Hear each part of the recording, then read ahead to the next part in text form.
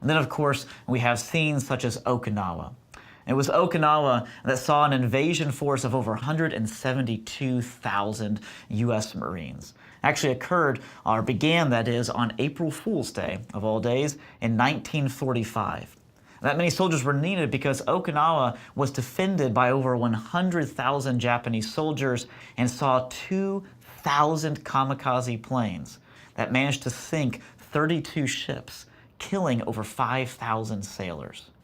It was here, like Iwo Jima, that the Japanese allowed a fairly safe landing of the U.S. forces upon the beaches and let them come in, where they held a certain honeycomb-like structure, once again, of caves, both natural caves and man-made caves that were all interconnected and were all well guarded. Okinawa would take 3 months to actually conquer. It would be seen as the bloodiest fight in the Pacific Ocean. Sergeant William Manchester, a Marine, had this to say about Okinawa. He said, "We were all psychotic. We were inmates of the greatest madhouse in history. But staying on the line was a matter of pride."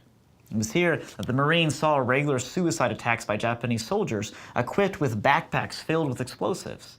It was here that the Marines would clear one cave of Japanese soldiers, only to find the Japanese would either return to it or leave behind snipers to pick off the Marines one by one. It was here at Okinawa that the Japanese regularly used civilians from the island who were seen as not true Japanese citizens as human shields, often seeing them first as a type of decoy to the Americans and then charging right behind the civilians. That's why, because of these kinds of tactics, on the Japanese side, there were 131,000 casualties. 42,000 of those were civilians. Now, the Marines lost 15,000, with some 51,000 wounded. There were, of course, incredible stories of bravery, such as Private Desmond Doss. He himself was a conscientious objector, somebody who didn't actually want to fight. In fact, he refused to carry a weapon.